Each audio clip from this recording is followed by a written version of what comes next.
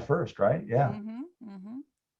All right, guys. Anthony Angelillo, branch manager over here with Paramount Residential Mortgage Group, CEO of Tag Team Nation, and partner of Damage Control, top originator of the year. And those of you that use us for financial services, thank you so much. And those of you that are new subscribers, definitely stay tuned, because we've got a lot of stuff that we're going to be pushing out. A lot of big things on the horizon. So Melinda and I are up to some Shenanigans. things going on, and Lots of good shenanigans. Brainstorming this stuff all next week. So it's crazy. I just got my car's in the shop right now. I just got a ride from my operations manager, Adam. I'm like, listen, man, I think I've got more projects with Melinda than somebody has in a whole damn year. I mean, we've got multiple projects that we're doing right now that it's a lot, but that's why you got to get tight on everything. That being said, go ahead. I feel like if we don't have a lot of projects, I feel lazy. I don't know. It's really crazy. That's like that's something else. That's a different thing to just be discussed. But anyways, hi guys, Melinda Grimaldi, real estate and title attorney at Grimaldi Law Firm, the Closers Title Insurance Company, and the co-host of the award-winning Damage Control. Lots of good stuff coming up thank you so much, for the coming year. So stay tuned for that. Lots of new ways that we'll be able to support you in the pipeline coming down soon. So we're still building it out, but we'll let you know. You guys will be the first to know as our subscribers. So we're super excited about that. But it's an important thing to do. We're halfway through the year, right? We had a show at the beginning of the year, breaking down business plans. What are we going to do? How are we going to do it? What do we want to do? Right? But we're halfway through the year. Hopefully you also had a Q1 review, but you should be reviewing your business, your pipeline, your progress every quarter, right? Every quarter. And sitting down with your team if you have a team. So yes. Your individual, yourself, if you have a team, then obviously your team as well. But what does that look like? There's a lot of things you should be reviewing. But so when I was in my coaching program that I always talked about a couple of years ago, before we get into what's next, what went wrong, what are we going to fix to hit our numbers and this and that we'll be talking about that. Yeah. But it's super important that we celebrate our wins. Small wins, big wins, any wins, right? So I want everyone to sit down right now, or make a mental note, or put it in the chat, or just DM us as a panelist and let us know what your win is. If you're by yourself watching this on replay, send us a message later, DM us on Instagram, or let me know what your mid-year wins so far are. What have you accomplished? What have you done? Are you surpassed your goals? Did you land that big client? Did you sell that big listing? Did you double your production from year to date from last year? What are your wins? Do you know what they are? If you don't, sit down, take the time. There's good in everything. So let's find it. Let's cheer ourselves on. Mm-hmm. Because it could be for a week too. Like maybe they had a goal that they set for the week. Whatever. It could be anything. There's wins in everything. So Anthony, share some wins. I'm throwing this on you. This was not part of our outline, but I want you to share a win. But this week alone, I finally found an attorney that I've been looking for 2 years. And the crazy part is, it was my best friend's husband that I did not know was this specific attorney. So that's a win for me. That's a 2 year in the making of what my project is trying to turn out to be.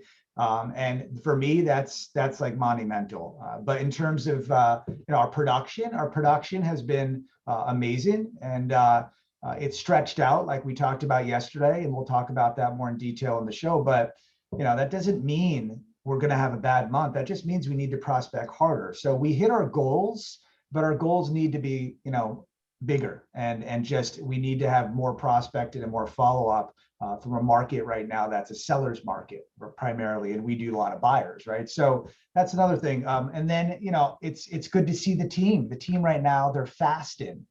They're on this fast, and I don't know why I didn't join them, but most of them that I was unaware of. Adam, he's on a fast. Yanette's on a fast. Val and Vera all fasting right now, and here I am eating. and I think I got to join them. So that's a good win for a team because they're cranking things out. So they have a good mindset. They're clear. They're just really about looking to grow our branch and get to the goal that we're trying to reach. So a lot Can I give you more of your wins? Go ahead. From the outside looking in. Go ahead. You have an amazing in-house underwriter now that you've acquired in this last. That's a huge win. That's major. I mean, from personal experience, made this process really smooth. So that's a huge win. That's a big addition to your team. Yeah. You restructured things with your team, and you're really liking how things are playing out. So I think that's a huge win, right? There's a lot of great things. Your team's really been producing the way you've been training them to do. So that's a huge win. Yeah. And then your project is almost finished. Project's almost finished. There's a techie project he's been working on that's going to make the loan process amazing. That's all that really, without getting overly technical.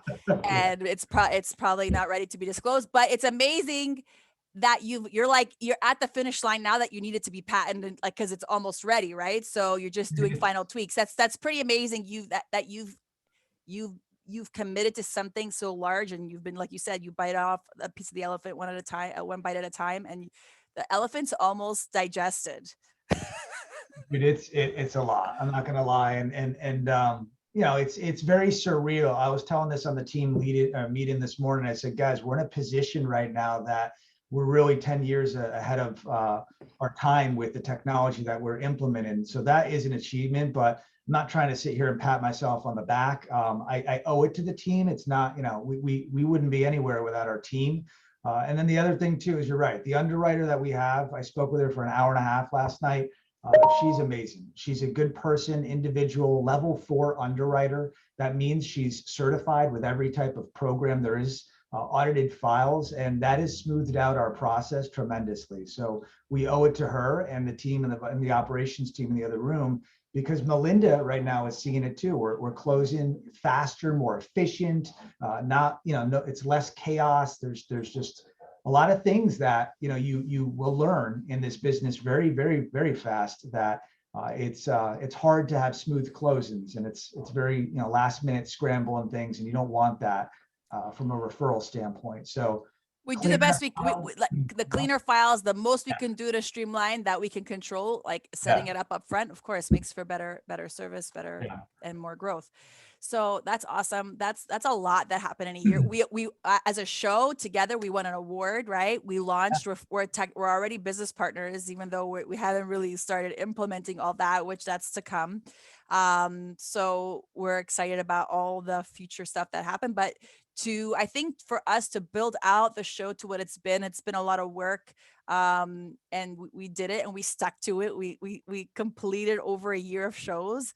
So that's pretty cool, right? That's a win. That's a win. Just said that. Of course it's a win. I mean, someone just said, is it a full-time job? I'm like, yeah, it's a full-time job. I mean, it's a lot, but yeah, that's amazing too. And we've discussed that we're now going to push everything to all systems, all platforms, so Spotify and everything else. So there's just, it's not doing everything at once. We're talking about this because we're mid-year and we've accomplished a lot.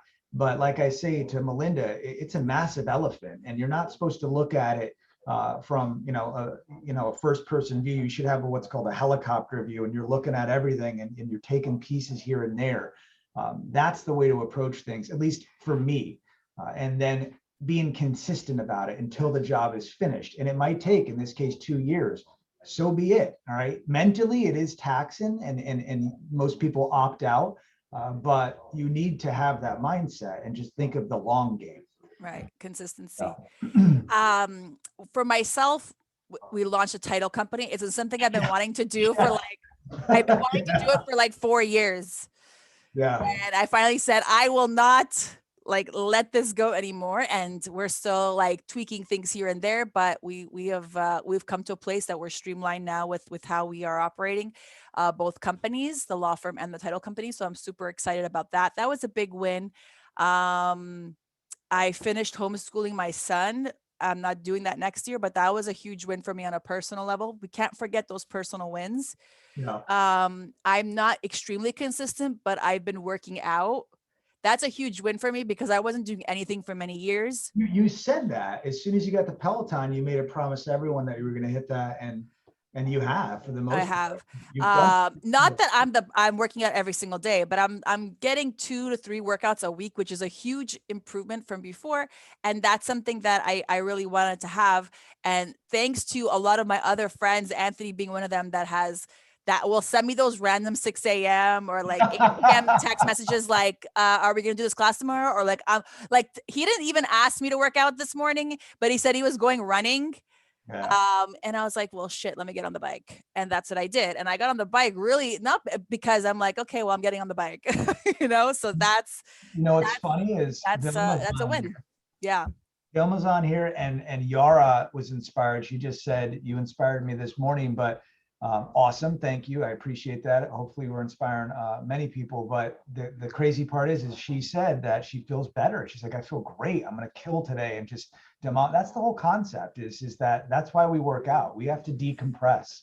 Very important to do that. Have the mind right. And then of course we are exceeding our year-to-date target from last year to this year. So in comparison, I'm happy with our production. We haven't hit our monthly goal yet, but last year I didn't hit my monthly goal to What's the monthly goal? What, 50, right? To close 50 deals. Yeah. So we made up to 40 so far. That was our highest number in 1 month, but we haven't gotten 40 consistently. We're close to 40 now. Like, it's slowly creeping up, so but understanding that, and like that's still I remember when I remember when I was doing like 5 a month, you know what I mean? When I first started. So just like 40 was what I did in a year. And now like doing that in a month is a huge, I've come a long way. So, Yeah.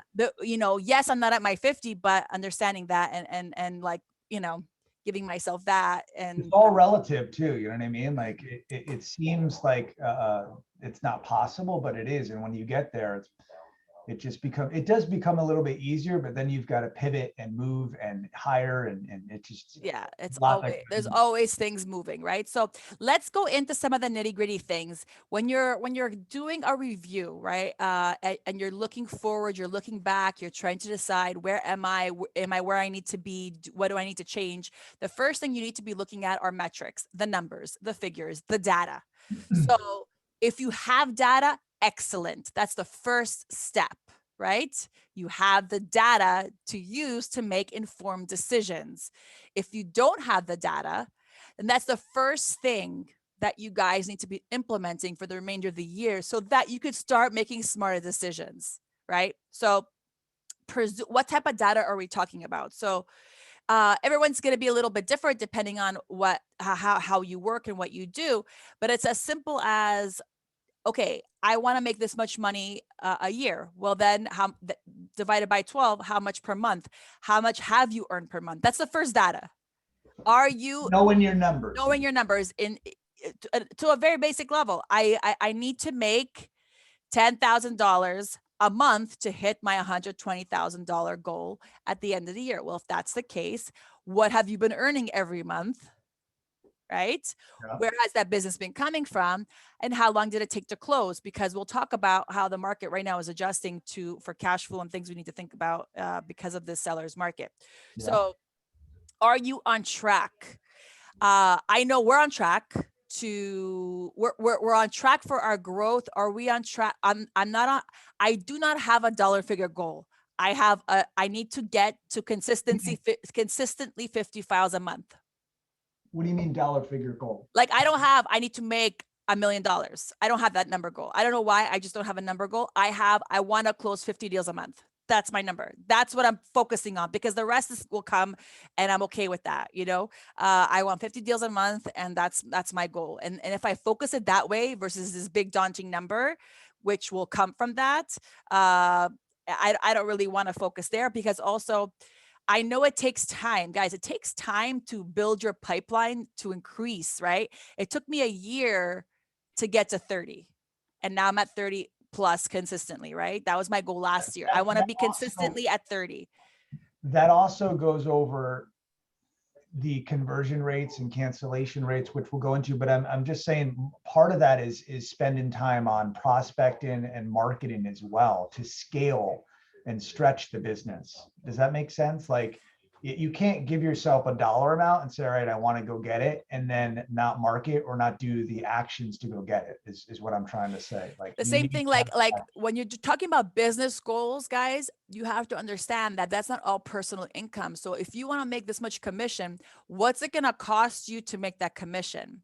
And we'll talk about, you know, resources in a little bit and how it's being spent, but you got to first know, are you on track with the gross income you've been wanting to make? Have you seen any trends? What are the trends? How can you look for trends in not necessarily the industry, but your business? So I was looking, Anthony, I don't know if you've picked up on any trends. Definitely you're seeing is taking longer for buyers to get under contract, right? That's no secret. Everyone has that trend, right? So I'm trying to pivot into doing waiving appraisals and not having to worry about, you know, the appraisal hidden, because it's still contingent on finance and you know, we can always write a decline letter. There's just different ways to pivot in these types of markets. But yeah, following the trends and then trying to figure out a better solution if something is not going your way is key.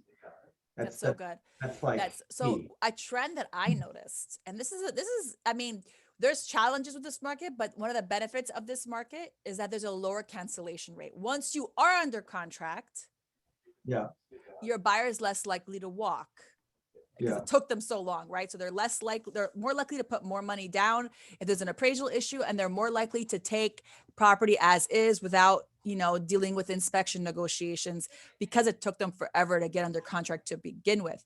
So I ran those numbers. I knew by default, I knew by like practical example and like my feeling, I had a gut that the rate went down. So I went back and looked at my numbers from 2019 and 2020 for cancellation rate, and it was 30%. So whether that's buyer file, seller files, or refis, that is like, for me, any type of file, right? Those are the type of files that I have. So then for this, so they were 30% cancellation rate. Doesn't mean that buyer won't come back. Doesn't mean that seller won't find another buyer.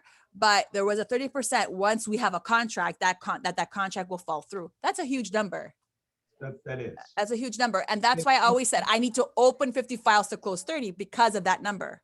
And it's crazy because when I worked in the corporate field at Bank of America, I had the highest closings and the highest cancellation rate. So it balances out, you know, because the numbers, you know, have to be doubled. So what she's saying is that Melinda's saying is that to get 50, you know, you'll have 30 closings if you have 50 in the pipeline. Expect, you know, cancellations. It's you have to include that in your analysis and how many deals you need to go under contract or how long it's going to take to close. Yeah. So I did the analysis. Year to date, 2021, we are down 50% for cancellations. So only 15% of files are canceling versus 30. That's huge. How do you think that? I know it's based on what I just said. Buyers are more likely to take as is after inspection, or the seller doesn't agree to this addendum to fix or credit. The seller doesn't agree to concessions, you know, or the property didn't appraise. Here's more cash, and like, let's move on.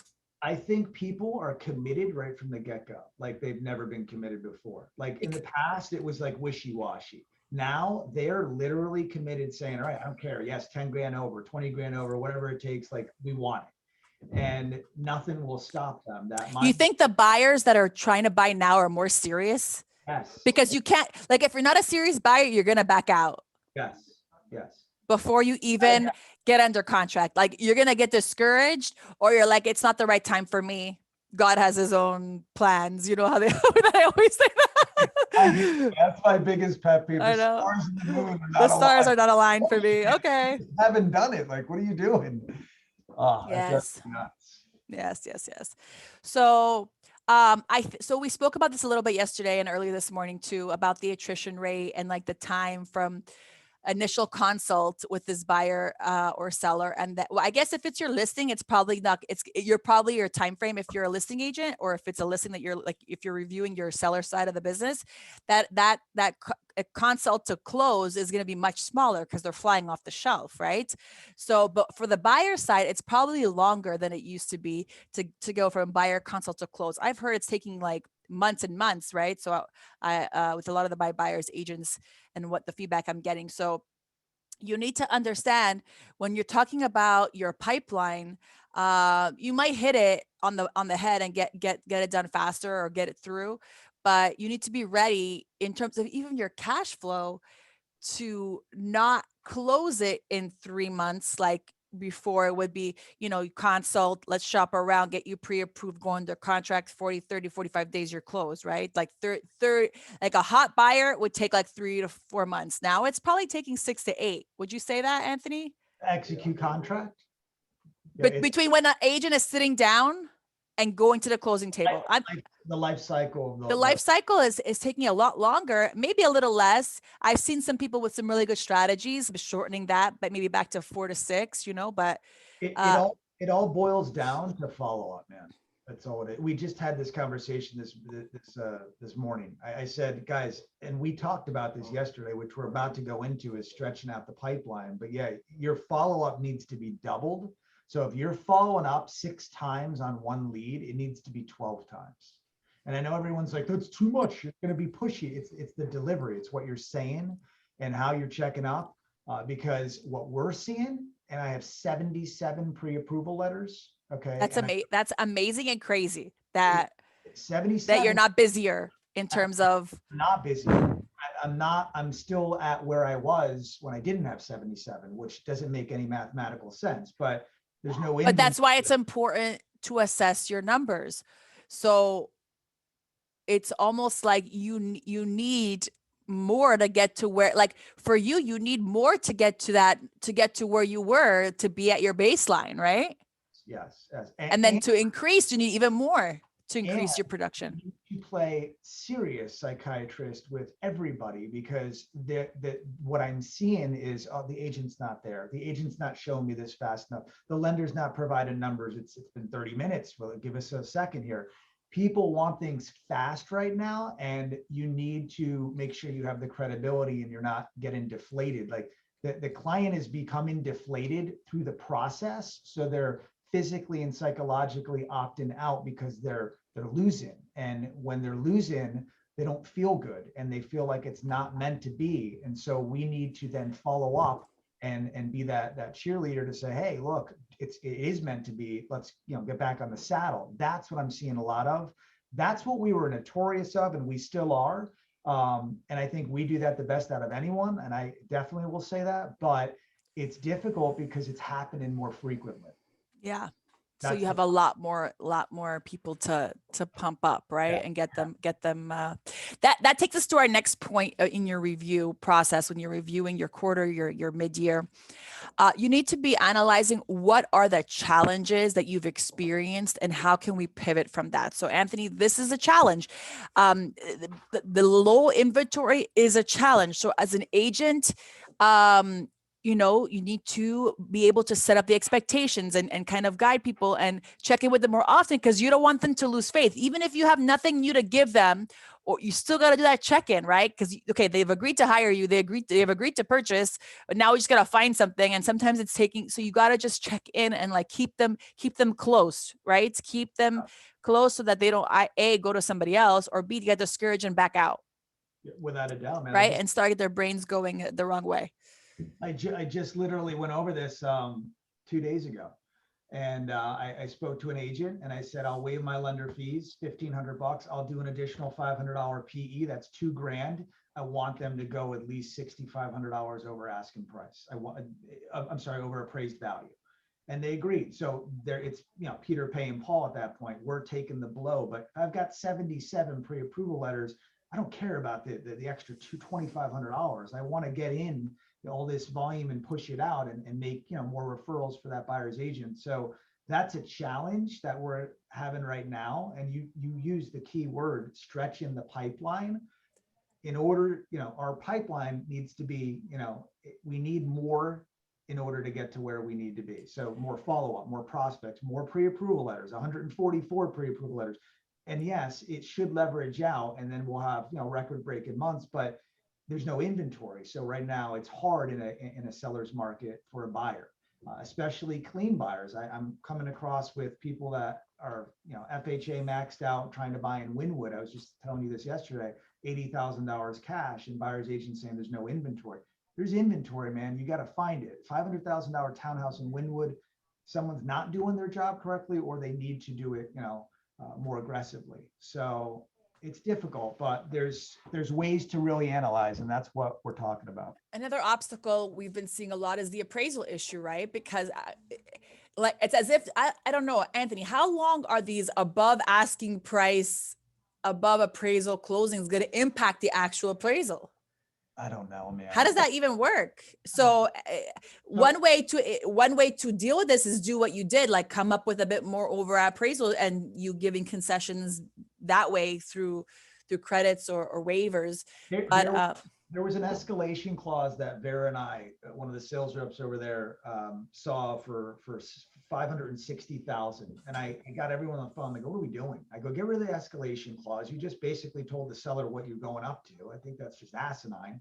I said, "Why don't you have a hard stop at 545? The comps that I was looking at, and I'm not even the agent, came in at 515. The agent said, yeah, I'm thinking it's going to come in around that. Sure as you know what, it came in at 510. So we were $5,000 off, and they agreed. Everyone agreed to it. He knew, that buyer knew he was going to pay 545 for it, waive an appraisal contingency. So I'm thinking, all right, that's a great method. One should do that up front rather than have this song and dance, and then 3 weeks hits and the appraisal comes back, and what, we're gonna now go back to square one? You're losing your client at that point. I don't care what you say, that client's done. We need to break that down more, and maybe in a different show, because that what you just said, like, I need to break it down more to understand it. And so if I need to break it down more, I'm sure other people will need that down. So maybe next week we could talk about getting offers accepted in this market. And one way we can help with the obstacles is provide guidance and some tools, right? Okay. So next week, I don't think we have anything, any guests scheduled, so we'll do that for sure. So those are the, stretched pipeline, that's a cash flow problem. Big time.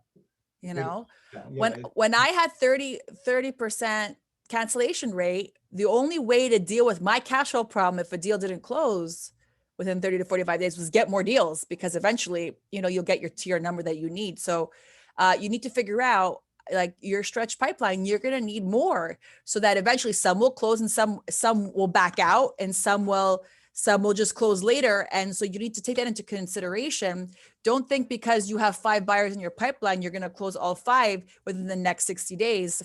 That's not realistic. One will probably back out, 2 might close within 60 days, and the other 2 are going to get stretched. So you need to constantly be adding new people to your pipeline if you want to hit those numbers. That's, and to keep your cash flow. Maybe all 5 will close, but not right away. And then you're going 3 months without any closings, and maybe trying to focus on getting a couple listings is an important thing too, to balance out that stretched pipeline. And then your buyer is going to say they're not in a rush. And then the home hunting stage becomes very, it just loosey-goosey. You can't, you need to execute and really put them under contract as fast as possible. Otherwise you're going to lose that client.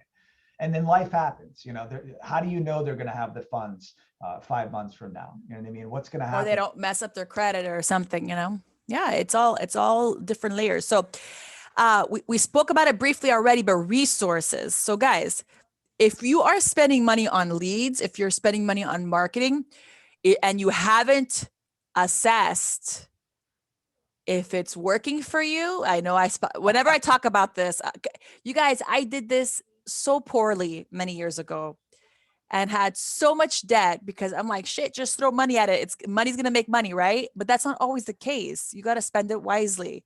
And so don't be that person that puts all this money. Cause I'm like, oh, I'll put it on my credit card. This is going to make me money, so I'll pay the credit card. That's not how it works. Don't be that person. Don't be that business owner that doesn't pay attention and focus on where you're spending your money, yes, it takes money to make money, but you need to spend it wisely. You need to track it. You need to monitor it. And if it's not working, you have to pull the plug. Not 2 or 3 years later when you're tapped out and have no more money to spend. You know what I mean? So, and you get desperate, you're like, shit. But you know, I'm grateful for that lesson, because that lesson is what brought me to business coaching. And that is really why I've pivoted everything. And here I am today. So everything happens for a reason. I share that story with you guys so you can take it, learn from it, and not have to do it the hard way to learn from it, but hear from my story.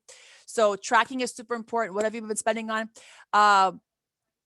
Whether it's money or time, because your time is your most valuable resource. Never mind money, right? Time is the most valuable. So what have you been spending your time on? Has it been working for you? Anthony, what have been your best things for you this year so far? For what? What do you mean in terms for of bringing in business? bringing in business right now? The best thing that I've done, that I don't want to really go in too detailed with because it's still under the works, is synchronizing all of the lead flow and basically giving me more of a decision for that lead up front rather than later. What I mean by that is we are physically converting leads and scoring them. For us, that's helping us save time. Because you're focusing on the better ones, right? I can see where the pain point is of that individual, and I can tell you a decision instantaneous rather than me scrambling 45 minutes of conversation, pulling credit, this, that, finding out that there's no deal. So this project that you worked on basically saved the resource of your team's time. Oh my God. Right? That's money in the bank. Everybody's time. So that's money in the bank. And the agents who are sending you those leads, right? Of course. By you being able to say, yeah, this deal's a dead deal from the beginning. Don't even, or there's hope, or it's an ace, right? This borrower is an ace. Like there's different, and there's like everything in between all those options, right? But by having the agent aware of that up front, it's a beautiful thing, because agents also have limited resources and time. So if you have an ace, right, you want to make sure you get that ace in a home faster than the one who's like a straggler who might need some time to restructure. So because you can't buy right now, you need to restructure first. So go restructure, and then as soon as you're ready, because the houses are flying off the shelf. So you can't be looking at houses if you still need to restructure, because those houses are not going to be around anymore, right? You know what's crazy? What? And I want to get off topic here, but it's similar. When I was speaking to my underwriter, and not to undermine anybody, we're helping another branch out, and the branch's intake is subpar. And so with bad data coming in, it's making the underwriter's job even harder to help that branch out, right? So that's a problem. Now you're sucking up the resource of a salary employee that's not hitting the quota that one should hit because you've got sloppy data coming in. So see, those are things that we think of, Melinda and I, to get more efficient, smoother. Why do we care about the underwriter? Because at the end of the day, we don't want rocky closings and our reputation goes down the drain. That's all we have. So making that streamlined process is for everybody. So good. For me, it was a little different in what we analyzed and like our troubleshooting. We realized now that we have so many files, we actually need a designated post closer and a designated file opener. Awesome. That was awesome what you guys did. So the post closer is fully onboarded now, and our policies are getting out, and we're still like recovering from all these closings that we had that we didn't have a post closer. And what a post closer does is make sure docs are recorded, do post closing updates, getting policies out, getting letters prepared, FedEx labels, like cleaning out the file. So there's a lot of that, right? So that we've fully onboarded, and it's been great. And it's not a sexy one, right? Because we've already been paid, like the work is done.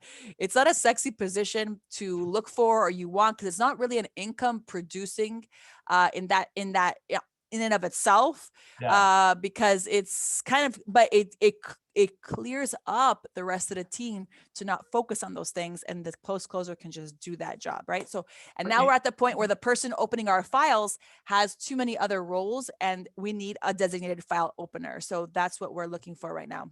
And that is going to improve service levels. Exactly. And that it's all about service. If they're busy doing this trench work, clerical work, they're not servicing the client. See, these are things that, these are metrics that you want to look at.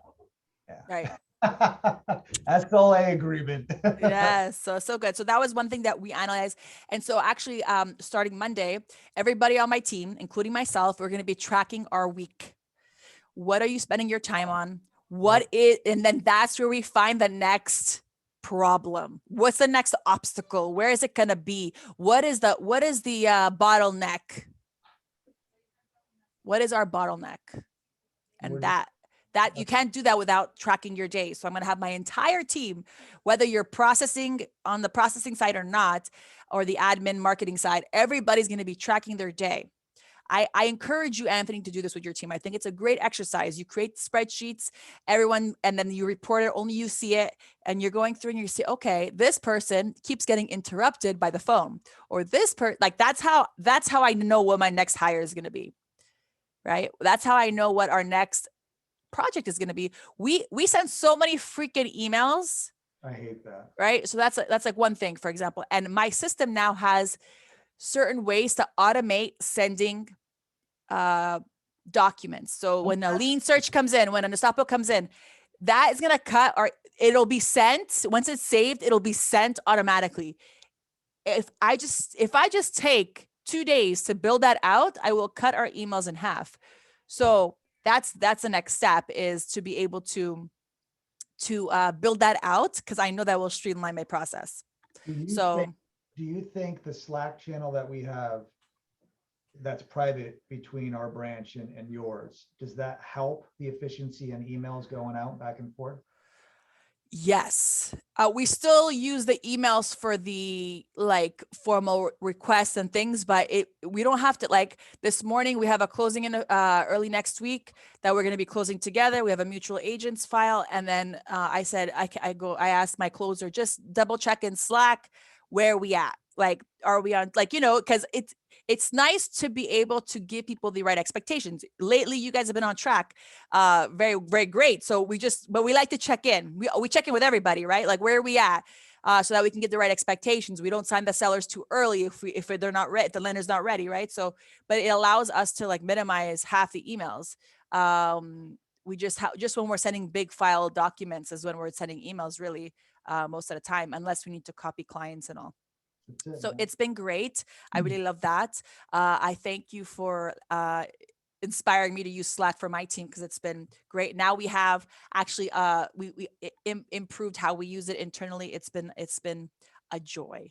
If you guys are not on our community, Slack community, you're missing out. And what we're about to push out is amazing. So the commands that we have that we're going to be offering all these buyers agents and listen agents. Good stuff. Oh man, it's going to help you guys out. Good stuff. Good stuff. Okay, so you're reviewing your pipeline moving forward, looking back. You're reviewing your metrics. You're reviewing your spend. You're reviewing what went well. You're reviewing your obstacles so you can build out the next projects that you're going to have to fix, right? So I know my next big project, I have a lot of big projects, but I know my next big project for the operation side is building out the automation for sending documents. That's my next big project. When a tax and lien report comes in, I don't need to wait for my processor to take it and email it. It should be sent. It'll be sent automatically. It's a beautiful thing, right? So we're gonna be changing around a few things, but that's a whole like week of not coding, but basically using the system to automate, right? So I'm super excited about that. I geeked out when I saw that came out, but then we had to do some hiring and stuff, so I haven't been able to spend the time. I geeked out when I saw that. I thought, like, this and is you're so gonna cool. go down a rabbit hole that I've been down for the past month. You know what's crazy? So I had a call with my rep yesterday to like implement some best practice implementation strategies to start this project. And so I already made a list of all the things that I wanted to do to automate based on what I saw. When I sent it to him, he's like, "Oh my God, can you send me that?" I'm like, I guess, like, I guess I could send you this. He goes, "This is amazing." You better patent that too. I started to feel like Anthony, because all these tech people are asking him, like, "Can you show me how you do things?" Anyways, that's a different story. But guys, so you're doing all these things, right? But you can't forget we spoke about it a little bit, understanding the industry, where it is, where it's going. Understanding where it's going, right, Anthony, is going to let you be ready for that. the real estate industry is going virtual. It's going digital. We got forced to do it a little quicker, and now it's just going to keep going. So there'll be less and less brick and mortar offices. The brokerages are going virtual. There's going to be, tomorrow we're closing our first fully virtual closing. Explain that real quick, because I bet a lot of people don't know. Although we have remote online notarization and we're able to use it for sellers, we have yet to be able to use it to close a loan. Ron, because lenders were not approving it. COVID helped speed it up. We had hybrid closings before, which means most of the documents are signed electronically, but not the notarized ones. The notarized ones and the notes are done wet at the office or with a notary. Is that a Fannie Mae file or a Jenny? So Fannie, okay. Yeah. Government doing Ron yet, or what? I'll share you I'll make sure it's not confidential, the stuff that I share, but so that you're able to do that. But this is huge, guys. Huge. I'm not saying it hasn't been done before, but it's the first time we're doing it. And we close a good deal of volume now. And this is the first time that we're encountering it. And we're super excited because you know what? This client's in Germany. That's awesome. And he's going to sign electronically his note and his mortgage, and it's not going to be a problem for it to be sold in the market later, which was the original concern. So it's not, I don't schedule the notary. It's not going to be my Ron people. The lender through their platform has it set up. So it's going to make for a smoother process. Those last minute signings, those clients that can't really take off of work to sign, it's going to change the industry. We're going to have less and less people coming into the office. I'm not going to expand anymore until I see how this plays out in terms of physical space, because it will change the way we are doing things. It's just the beginning, right? This is like the first book you bought on Amazon online. Crazy, dude. This is it. It's like, I remember when I saw it, I'm like, my underwriter approves it, the lender approves it. This is huge. This is like, this is the beginning of a pivot that we're going to have, of the big change. Next generation, digital. So if you know that and you're not digital, get set up to be more digital. Get your systems to be digital. Be ready to serve people. Even if they can't come in, they don't want to anymore. Why am I going to waste my time to come in when I could do it online? I know I'm going to be like that for sure. Why am I going to take off of work when I already have a million other things to do? Let me do it from the benefit of there's very few things that are going to, I buy groceries online. I don't even know, anything I can do online, I do online. What about the champagne, everyone? So yeah, what about the pictures of champagne? Listen, we will pivot in how we social proof. We will listen, if people want to come in. My beautiful table is still, marble table is still there waiting for you guys. The champagne will still be cold. But it's going to change because the buyers will want it changed. I guarantee you the next generation's coming up, I would say, 40 and younger, they're not going to want to schlep to an office. No, especially from Germany. Who the hell wants to do that? That's something new, right? That's something new.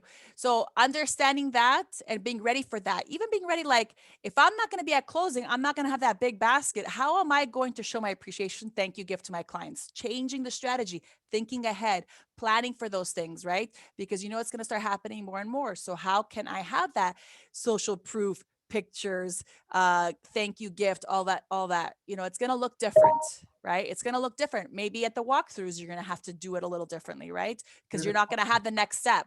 The next step after that is not going to be with you next to them more than likely, so it's a new age. It's a new age, and being ready for it. This is the beginning of the switch.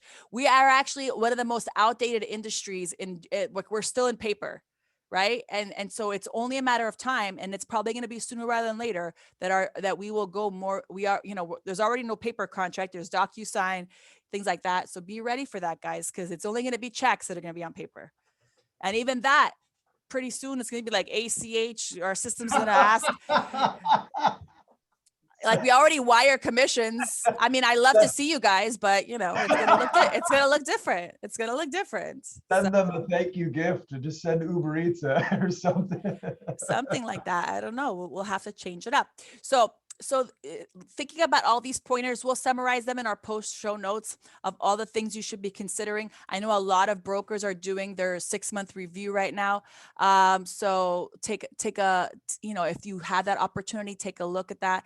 If you don't have access to that and you want to go through your numbers, and we're happy to, chat with you guys about what you got cooking and how to pivot, because at the end of the day, you're going to look at all this and you got to make a decision. Am I going to meet my goals?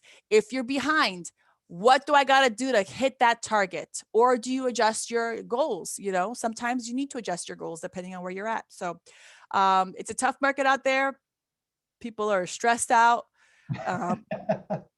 Keeping that in mind, like it's there's a lot of pressure to perform nowadays, right? Because once you are in the contract, shit, you better close it.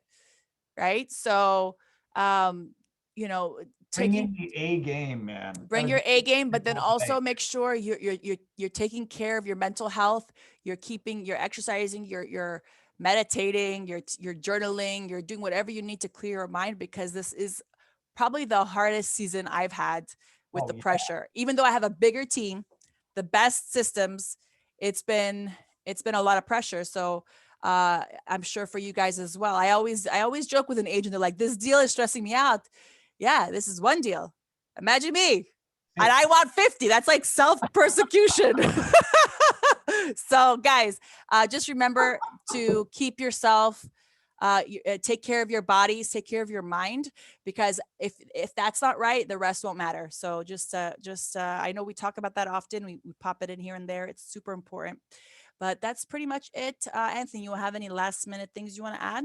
No, I was just saying that, what we do is we go over our numbers, and that's what we're going to do today. And we're going to provide numbers back for our buyer agents as well. So it's really having a team collective collaboration type, environment. And that's what damage control is all about. So anything that you guys need help on, share the channel, share our show. It is free. And we thank you for subscribing and joining us. And whether, I know some people shared their wins, if you shared your wins or not, I know you have them, look for them. We are rooting for you guys, right? So keep up the good work. We are 6 months through the year. The year is going to fly, because you know what's going to happen, right? It's like the summer is going to be over. It's back to school, holiday, boom, it's done. So it's like, that's it, right? So really take the time right now to wrap that up and know what you're aiming for, because if you're just shooting, where's it going? You got to be aiming, right? We need to aim. Why is that funny? I don't know. Oh, because I'm envisioning it. You're envisioning just like pop. You don't want to be like that. Approach scrambling. That's what everyone's doing. You cannot scramble. That's like the biggest problem that the industry has. It's so true. You want to be a boss. You want to make money. You want to make the millions. Well, look at the people who are making the millions. Amen. They're not shooting like that. No. They had their day planned. They had their week planned. They had their year planned. They look at their numbers, maximize their team, and they're effective and efficient, and they take time to clear their mind. They exercise. There's no secret. No. Most of the people who are very successful share how they roll. You're right. Amen. You're right. And because they're not afraid, right?